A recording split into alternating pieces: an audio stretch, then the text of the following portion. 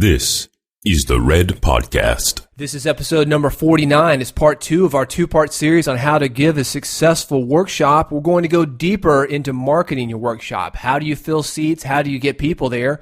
We're also going to be talking about presenting the workshop, doing it in an entertaining way, and one that will get you sales and more clients at the end. That's coming up on this episode of the Red Podcast. This is the Red Podcast. Real entrepreneur development. Make more money, work less, and live a life of freedom. No BS advice that really works. Here's your hosts, David Hooper and Laurel Staples. Do you ever have those moments where you think the world is standing on its head? Everything is just upside down. All the time. I'm writing a book, you know. It's like my daily life. Makes you question everything, doesn't it? It does. It does. Why? What happened with you? I was looking at the new releases coming out, music releases, and there is a Nashville tribute to Motley Crue. Wow. And it completely stripped what I consider a great rock and roll band of any kind of outlaw. It would be one thing if it was like the old school Nashville, like Waylon Jennings and Willie Nelson and what I call outlaw country. But it's like Rascal Flatts singing Girls, Girls, Girls or something.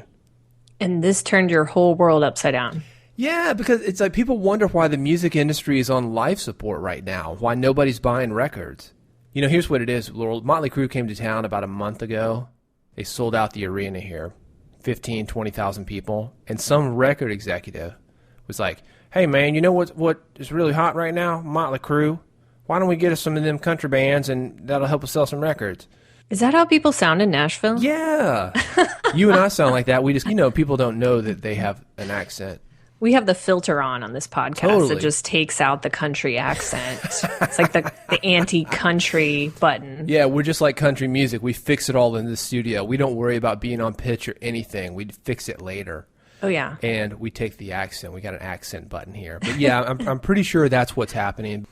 And Laurel, speaking of filling arenas, we are going to continue our discussion on how to give a successful workshop, specifically how to fill the workshop, how to market it, and also how to present it. The first part of this was Red episode number 48. That's available at redpodcast.com/48. Red, of course, being real entrepreneur development. We are for bloggers, authors, podcasters, anybody with a message. And what we have found from experience and just being in the game for quite a while now is that part of that is getting out, kissing babies, shaking hands, a wink and a wave in person, done via a workshop. The problem is that a lot of people in this whole blogging, author, speaker, coach genre, they want to have a workshop because it's a great way to get new clients. It's a great way to spread your message. It's a great way to just get better at speaking so you can get to that keynote level. It's a great way to do it. But a lot of times you set up that workshop, you put all this love and time and effort into it, and nobody shows up. So I want to recap what we talked about last time, David, on episode 48, just so if you haven't listened to that, you're kind of up to date and you can get all the info there. The first thing that we talked about was when you're designing your workshop, find a major problem that your prospects have and get very clear on that problem by connecting with your target audience, by asking them what would help them. And then you want to create a workshop that addresses that problem and gives your target audience the solution that they are looking for, because that's going to bring them to your workshop like moths to a flame right there. Next, you want to team up with related organizations, people who already have a built-in audience or a built-in list to get the word out about what you do. And we also gave a brief overview of marketing, and we're going to go into more depth on this episode. We are going to go deeper into marketing, specifically about how to get the buzz going, how to build social proof to make your job of filling seats a little bit easier. Then we'll talk about presenting that information to the people there, because once the people are in, they're going to want a good show. We'll show you how to do that. So let's talk about marketing, Laurel. Let's go a little bit deeper. I got a trick from the music business. You want it? Yeah, I do. It's what I call 2 for 1. It's a twofer. Twofer. And this thing is great because if you're selling entry to your workshop, you more or less give 2 tickets for the price of 1. When you're selling 1, you're either going to have people before they buy to say, hey, do you want to split this with me? We get 2 for the price of 1. Or you're going to sell the 1 and give 1 on top of it to where somebody would buy it and then call up a friend and say, hey, I've got a free ticket for this workshop. Will you come with me? And right there, you've doubled the amount of people that you've got to your workshop. That's a great way to get people talking about what you do, because if it's a 2-for-1, nobody's just going to buy 1. They're going to tell their friends, they're going to tell somebody else, and they're going to try to get somebody to go with them because no one wants to pay the whole price when you can get 2-for-1. Nobody argues with economics. Have you ever been in the grocery store, Laurel, where you can get 1 for 59 cents or 3 for $1? Oh, it's always 3 for $1. Always 3 for $1, man. Even if you only need 1, you're going to get the extra 2. Oh, yeah. Except when it comes to Costco. You and I were there the other day, and they had like 10 packs of deodorant in one thing. I didn't go for that. I was like, that's like, that would last me the rest of my life. So I'm not going to do that. But 2-for-1, I would go for that in the grocery store, at Costco, and also for workshops. Yeah, you don't want to make it 10 for 1 where what you're doing doesn't have any kind of value. And I think Costco stretches that. Walmart certainly does, where you spend like $1 and you get 20 of something, 20 widgets. It's not like that. You want to show that it has value, and you want to make it work for you and have people feel like they're getting something that's worthwhile. Stick with the 2-for-1. And also what you can do on this and some of the other things we're talking about today is you can put a deadline to get people motivated to sign up early. Is say, okay, you can get 2-for-1 if you sign up a week in advance or something like that. Give them a deadline so that they start talking immediately and start reaching out to their friends. And that's what they can also do with this next one, which is if you do a contest or a giveaway. For instance, one of my workshops that I did, it was at REI. I said, if you sign up before this day, so I had a sign up on my website that they could go electronically sign up. If you sign up before this day, you get entered to win an REI gift card that I was going to give away at the workshop. You could also say, for the first 100 people that sign up or the first 20 people that sign up, you get a free copy of my book or you get a t-shirt or something like that.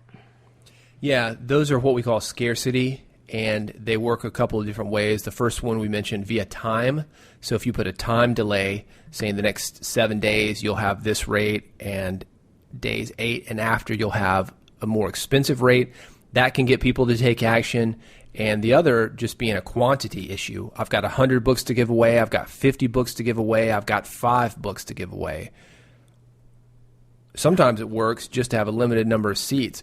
Putting a limit on what you have can get people to take action, and that's really what you want. When you're filling a workshop, here's kind of the dirty secret, and that's one of the reasons why you see lower prices very early on. Like buy the conference pass. This year it's $100. At the door it's $200.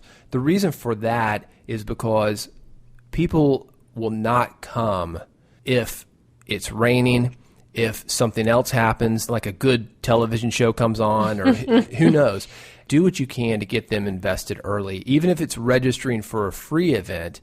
But if you can have them put money down, they're more likely to show up. Because most of my events that I've done workshop-wise in the community have been free. And that's why I do a contest or do some sort of giveaway to get people motivated to be there, because they have to be there to win the prize or get the giveaway. But absolutely, offering a discount rate, offering the 2-for-1 if you're charging, that's really helpful if you are charging a price. That's what John Acuff did when we went to the START conference, David. He was already selling tickets for the next year at half price. Right, absolutely. And I want to talk about the partnership that you mentioned. You talked about having an event at REI.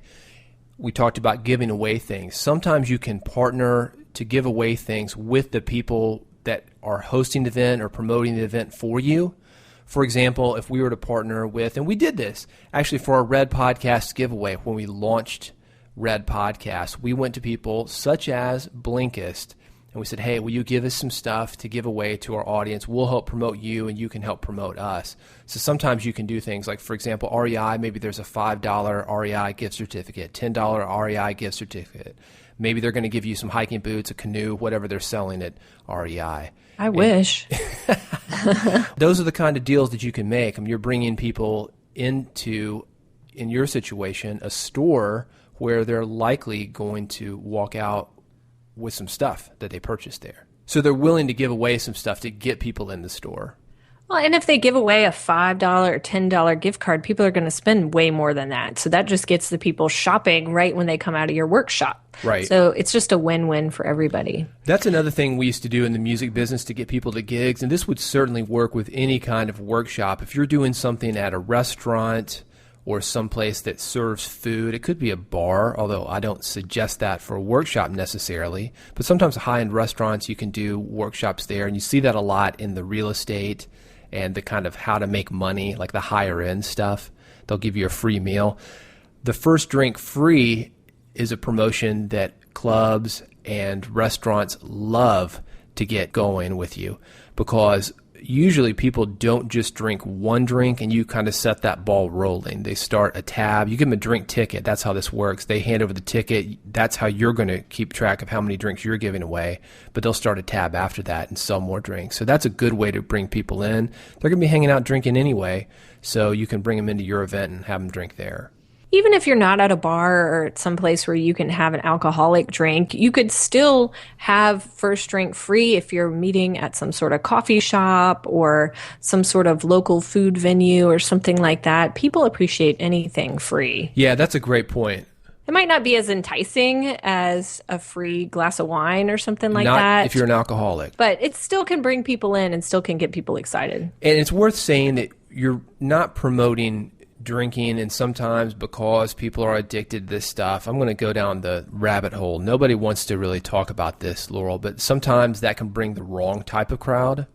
It's something to be aware of if you're going to give away free drinks or have drink specials. You really want a quality person at your event who's going to be there for what you have, not just because they need a free meal. For example, if you had a bunch of hungry people in the street and you're giving away free food, yeah, sure, they're going to come to your seminar and sit through it, but they're not really a great match for what you're doing. And same thing with drinks. So you've got to be aware of that, but it can certainly set the ball rolling and be an incentive for people who might not come. If they're on the fence, they'll come because of that. Exactly, because you want your workshop filled, but you have a great point, David, is that you want it filled with great prospects for your business. So if you have 5 great prospects there, that is 100% better than if you have 20 people who just came for the free drink that don't really care about what you do. So you do have to get specific about who you want to attract and how you are going to attract them. But the freebies, if it's a great tie-in, you mentioned on the last episode, redpodcast.com/48, one of the events, the one I think we just mentioned here at REI, although I think you've done more than one event there, you had a gluten-free event. So imagine you had gluten-free bread samples. You're giving away loaves of gluten-free bread. That's a benefit. And the people that are going to want gluten-free bread samples or loaves of bread are the same people that are going to want the information that you're giving out. So sometimes you can have an even better tie-in than free coffee, free drinks, free food. What's great about that as well, especially with the food samples that I gave away in a lot of my different workshops, and this is when I was a health coach and doing a lot of these healthy eating workshops, is that people come and they have a great experience. They get to eat some food, try some new things. Maybe they won the giveaway or the contest that you did. They have a great time. So they start telling other people that, man, I went to Laurel's workshop and I got these food samples. Have you heard of this company that does gluten-free bread? Yada, yada, yada. And then you're more likely to get those people back to your next workshop. You're more likely to get them as clients. You're more likely to get their friends to your next workshop. And you're just kind of building up as you go along. Not only that, food, and this is really going down the rabbit trail here, but Maslow's hierarchy. We've got certain needs. We want safety. We want shelter. Food is one of those needs. And somebody who is eating is usually more happy than somebody that's hungry, and somebody that's happy and somebody that's not hungry is more likely to buy and take action because those basic needs are met. So feed them and pitch them for the sale. So what are some other ways, David, that you can get the buzz going? If you want media coverage, and a lot of people do want media coverage, you and I have certainly had it in the past, one of the easiest ways to do this is via charity. So teaming up with a charity? Yeah, teaming up with a charity. I think that people in the media seem to be more receptive. It gives them more of a hook. We all want that feel-good story. This whole ice bucket challenge. Have you seen this thing where everybody's dumping ice on their head? No. Yeah, it's this social media thing, and apparently it raises money for something. But anyway, it's got the charity slant. It's not just a bunch of idiots dumping ice over their head. Every time they do it, they're making like $100 for something. So, well, the media does not care about your workshop. They just don't care. But if you do put a charity angle on it, if you're raising money for something, if you're doing a food drive, or whatever you're doing, then the media might care. They might not care, but you have a higher chance of them caring. one of the things that you can do to fill a workshop, I think it's have credibility within the industry. If you're looking to build that, if you're here listening to Red Podcast, you probably already have your own podcast. You probably already have a book that you're working on. You've got a blog. Those things can certainly help. We take it for granted. We think, oh, everybody's got a book, everybody's got a blog, everybody's got a podcast. There is a super low barrier to entry, but when you get out of this environment, you see that people are really pretty impressed. They don't understand that it's easy to put up a podcast. They think of it like radio. It's not as easy to get on radio. A book is even better because people think about writing from school and they think, man, I could never do that. So if you've got a book, even if it's not a great book, that can help you to fill a venue. It can help you get a good venue booked. It can help you to get sponsorships, and it can help more people come to you because of all this. And also, if you are not doing a local event, maybe you're doing a workshop online, like a webinar, you can be on other people's podcasts or blogs or newsletters and talk about your upcoming event. So that's just another way. You can be an expert on their blogs and podcasts, and that helps build the buzz as well. Laura, let's talk about presenting the workshop. I know you've done several of these. What's your process as far as presenting the workshop? I just want to give some quick tips today because I feel like everybody has a different topic, different theme to their workshop. They're going for different results in the end. But here's some quick tips that you can apply no matter what type of workshop that you're giving. The first one is going to be to be prepared. And this sounds so elementary, but I've seen so many people not prepared, and that's why I want to say it, is you want to be prepared from start to finish. So being prepared means you have practiced this workshop. You're not doing it on the fly. You're not making it up as you go. You know what you're going to talk about. You've written it up, and you've gone over it a couple times. So practice it. I always practice in front of my dog. He has heard a lot of information from me. And even if you've done a lot of this stuff, I think it's important that you have what I'll call a flight check. Have that list of things because you can get really, really busy. A lot of things come at you at the very end. So have that list. You want an email sign-up list. You want to have business cards. You want a spreadsheet with open appointments so you can start scheduling people if that's what you're doing. You want to have your stock beefed up so you can actually fulfill those orders that come in. Have that list so you can go through it and flight check it just like a pilot would, even if you've done a lot of these events, because it's easy to forget things. It's easy to forget cables from your projector and your slides. That's happened to me several times. Don't do it. Yeah, make sure that you have everything that you need with you and make it easy for people to take that next step with you, whether it's signing up for your program, whether it's signing up for your next workshop, whatever action step you want them to take, make it super easy for them to do it.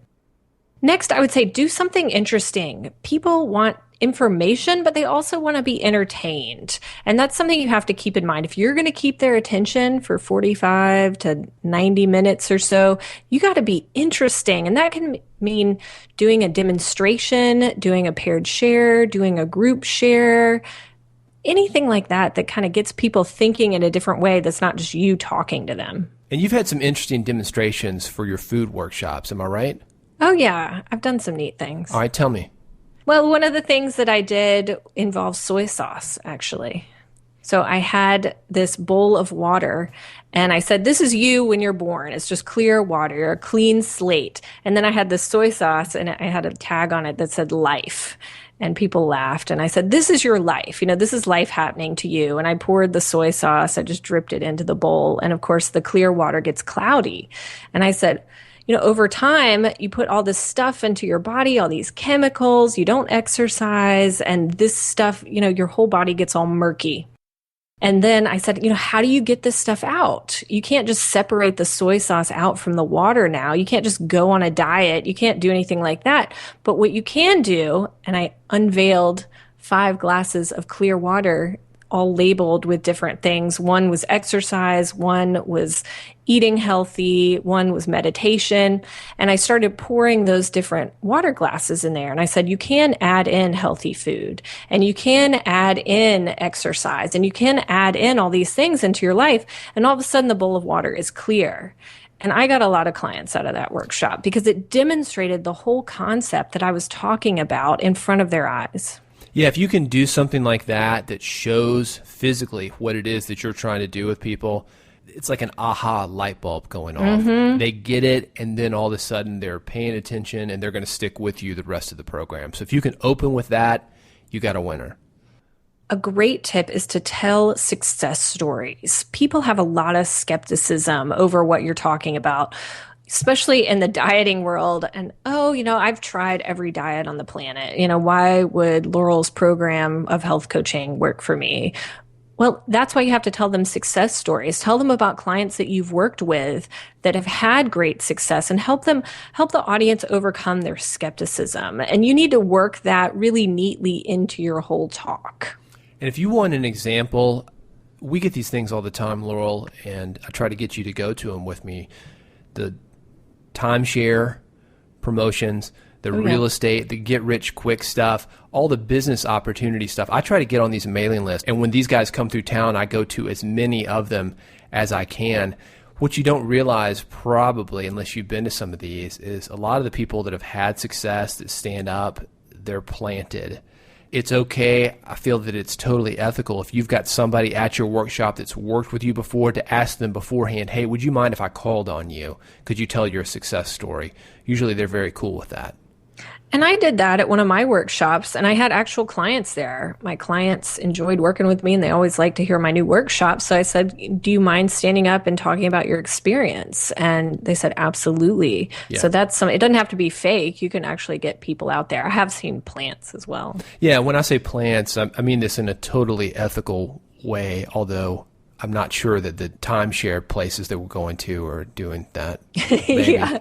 You want to be ethical. I think most people try to be. Yeah, I think people can smell BS. We've talked about that before, and that will come back. But at the same time, if you're working with somebody, if they're having success, they want to share that success. We talked about social proof a minute ago.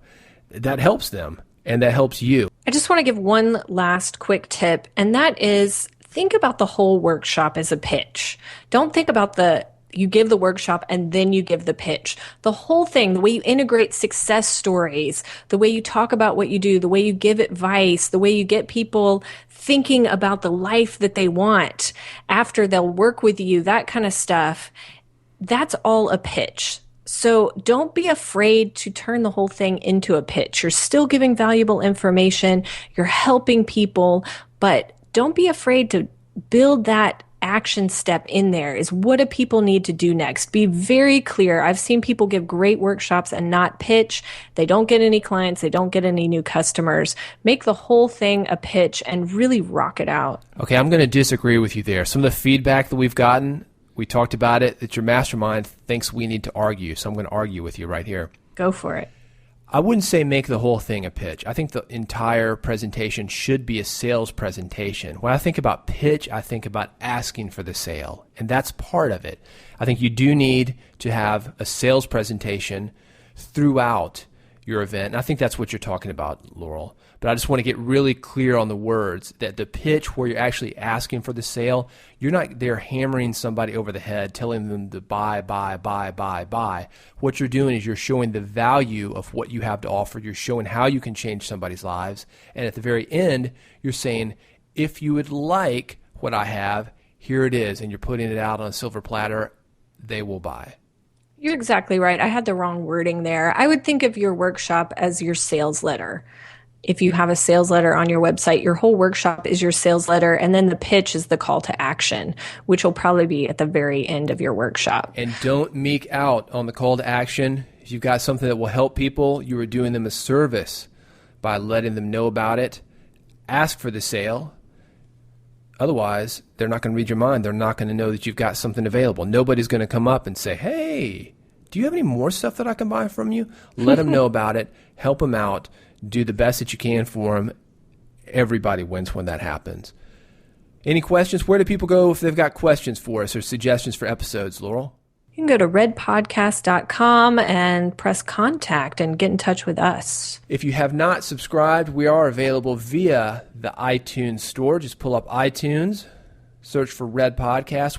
You'll get episodes 3 times per week. And while you're there, we'd appreciate if you'd help us to build the Red Podcast entrepreneur community by leaving a review. When you do that, people can find us more easily in iTunes, and that will help add people to what we're trying to do and help you because you'll have a bigger brotherhood of entrepreneurs. Laurel, thank you. Thank you for listening. We'll see you next time on the Red Podcast. You've been listening to Red Podcast, Real Entrepreneur Development. Subscribe today using iTunes, Stitcher, or via RSS at redpodcast.com.